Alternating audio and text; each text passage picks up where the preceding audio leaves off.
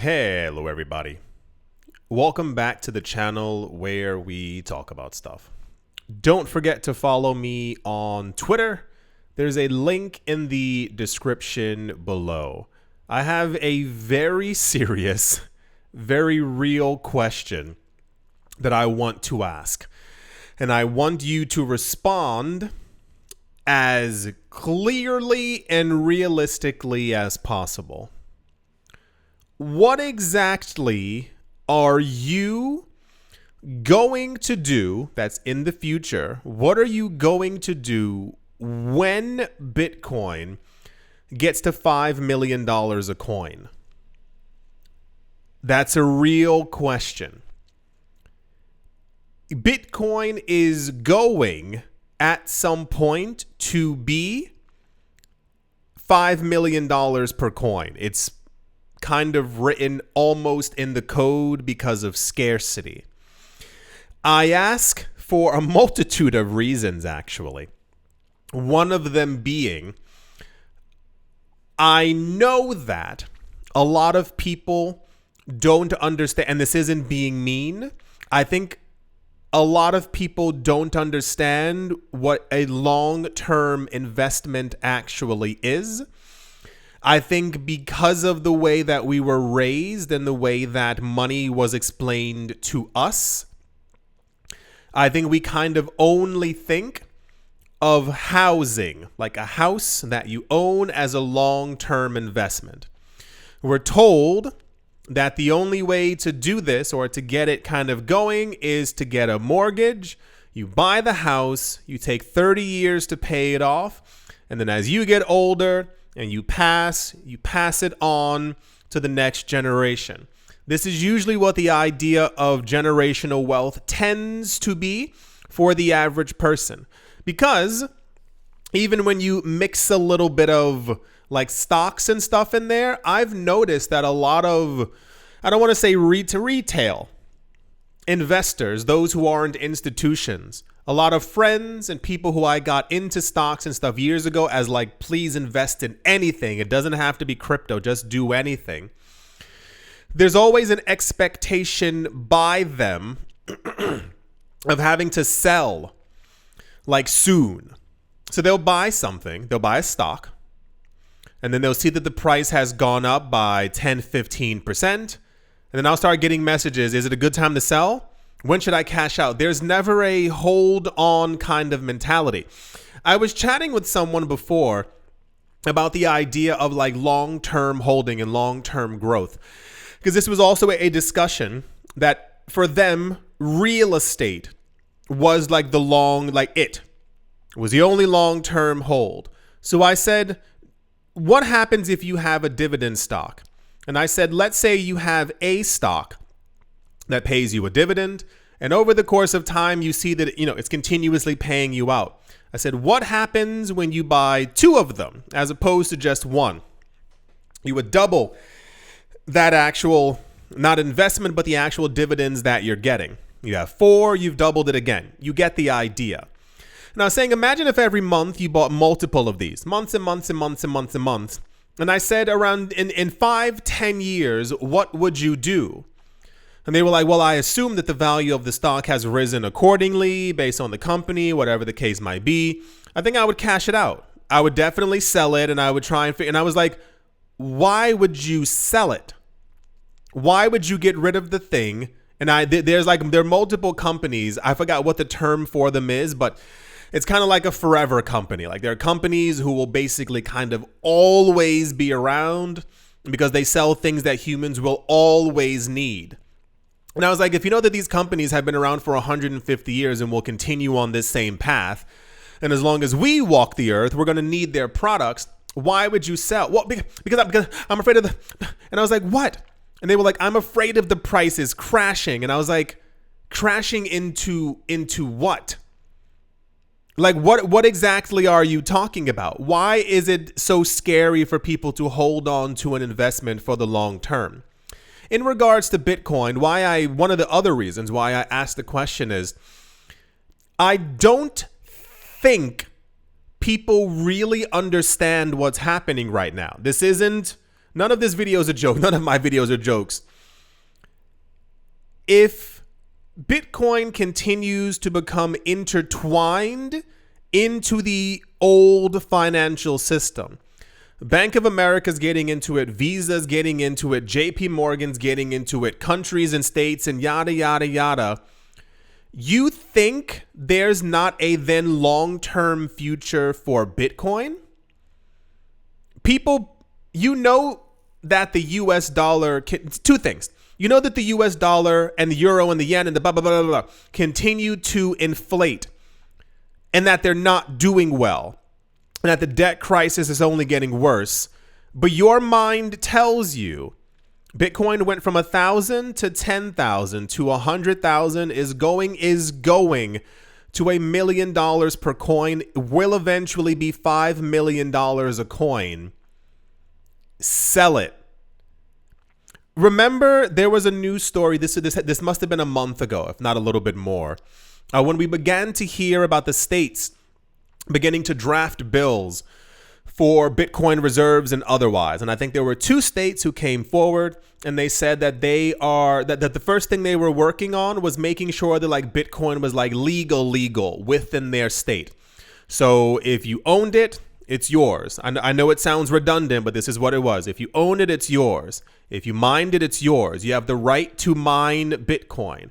If you have Bitcoin and someone stole it from you, it's your property. All this stuff had to be written into law. And one of the other things was, if you go into a store and that store owner decides to accept Bitcoin as a form of payment, you'll be able to do it. Like it is, there. Like it's by law, they can do this. And then I discussed with other people, I'm like, you can already use your crypto. And they're like, no, you can't. Like stores don't accept it. And I'm like, but they do. Because then you have, I think it's Coinbase and Binance. They have their own like Visa cards. They've partnered with Visa that are like, they're linked directly to your crypto account. So should you decide to use your money in your crypto account, you basically tap or swipe your card and it debits it from the crypto that you are choosing to spend, to pay. I don't think this is going to really catch on until we get to $1 million Bitcoin. I feel like that's the sweet spot for a lot of people to even want to begin to sell off the fractions of the Bitcoin that they have or use it as a form of actual payment. But that makes a lot more sense in my mind than kind of like cashing out. But I think it's because I've developed and made sure that I have this constant buy and hold idea for everything. I buy up real estate. I love real estate. I have no intention of selling any of it. I buy art. I love art. I have no intention of selling it. I've been buying crypto for as long as I can begin to imagine.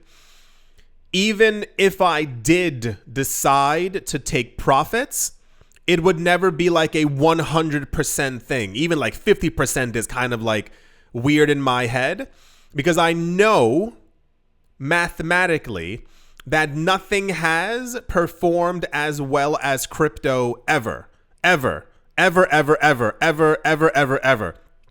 I mean over the short period of time that we've actually seen the entirety of this market. So what are you going to do when Bitcoin gets to $5-10 million from a multi pronged thing? Will you feel like you have enough? Will you feel like you have too much? Do you expect to try and liquidate it, to push it back into fiat, knowing that you can already use that crypto to go and buy stuff? And even from the idea of if you missed it, this year we're going to start seeing crypto exchanges begin to launch slowly. Bitcoin staking, where you stake your Bitcoin into a DeFi protocol or even on chain, which is also something that a lot of Bitcoin developers are working on. So you'll make passive income just from holding your Bitcoin. That's the thing that also flabbergasts me when I've been hearing, and you've been hearing because I bring you the gosh darn news about the accumulation levels of Ether.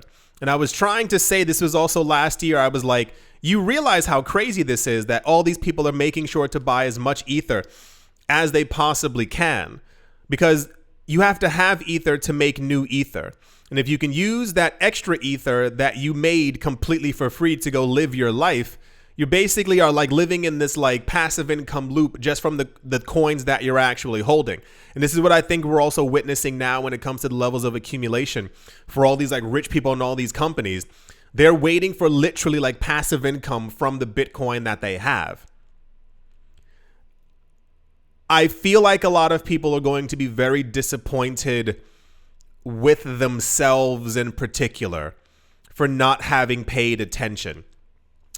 I think it's going to be an Nvidia, a Tesla, an Apple, like those kind of things where people like really, they saw what was going on, but they just missed out. And even as they saw prices rising further, they still didn't get into it because the expectation was that prices would go down. And then over the course of the 10 to 15 to 20 year period, this is what people keep forgetting, that time goes forward. 20 years from now will be a thing. It's going to exist.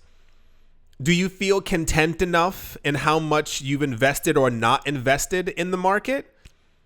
If we know that Bitcoin is going to go up forever against fiat, because you can keep printing more fiat, but you can't keep printing Bitcoin. The institutions are always going to continue buying forever. Bitcoin staking is going to be a thing. Bitcoin's liquidity is going to drop rapidly because there won't be enough of it actually for everyone on the planet. The price will get to multiple millions of dollars per Bitcoin. Will you be angry with yourself for not owning enough? Like really, like this is an actual question.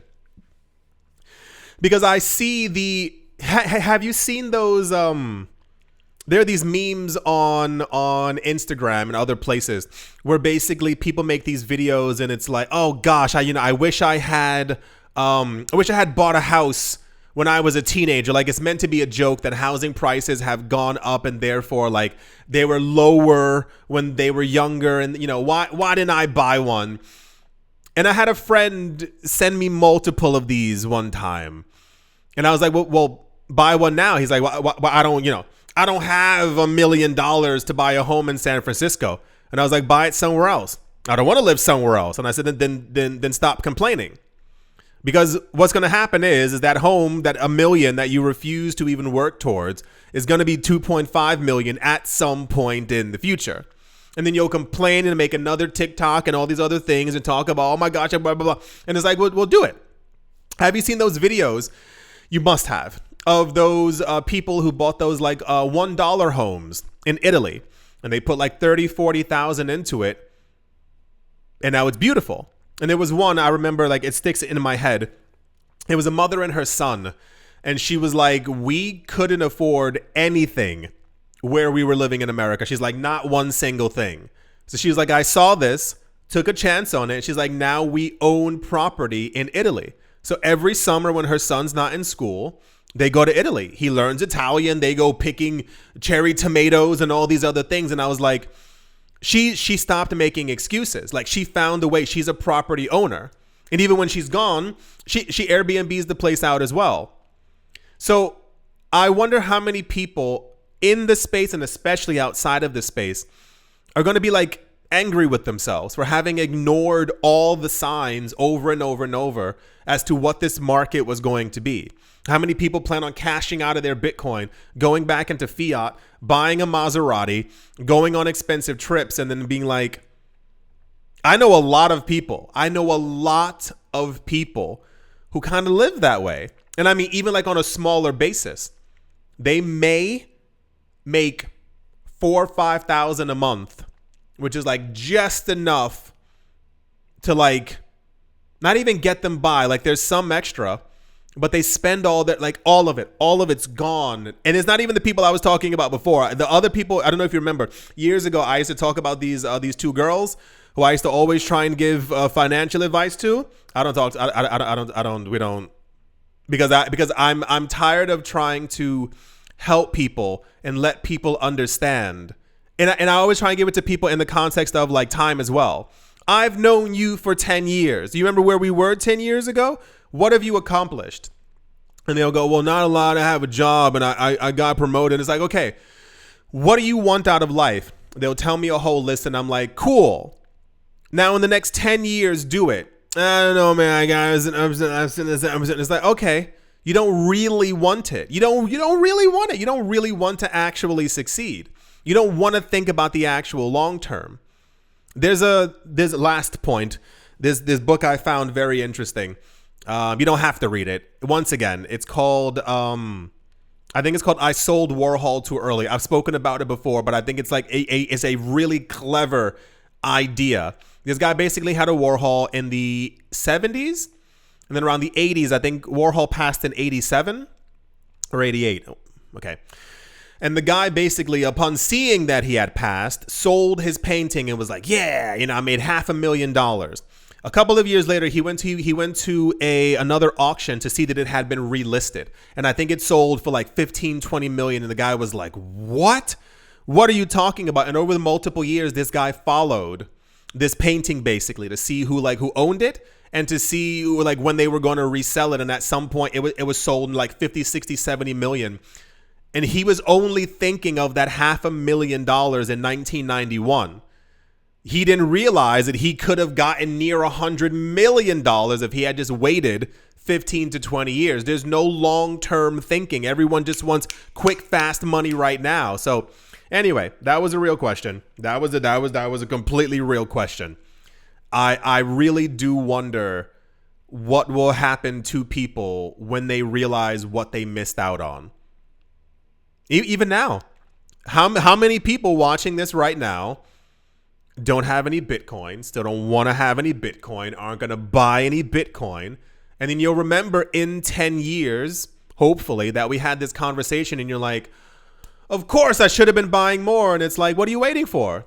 What is everyone waiting for? Do it right now. No one's going to help you. No one's going to hold your hand. No one's going to baby you. If you want a home, start saving and investing for it now. If you want more Bitcoin, start saving and investing and buy more now. Like what's you want to wait 7 more years?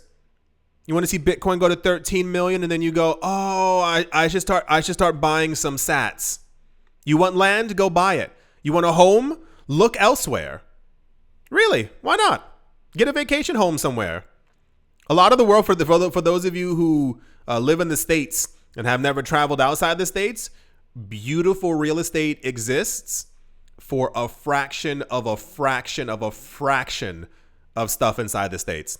And I mean in Italy, in the south of France, Spain, you name it. Japan has incredibly cheap, beautiful real estate. Anywho, yeah, hope you all are having a great day. Morning, afternoon, evening, wherever you are, wherever the heck you might be. I do hope it's absolutely fantastic. Thank you all once again for watching, listening, liking, commenting, and supporting. And I will most certainly be talking to you all soon. See you.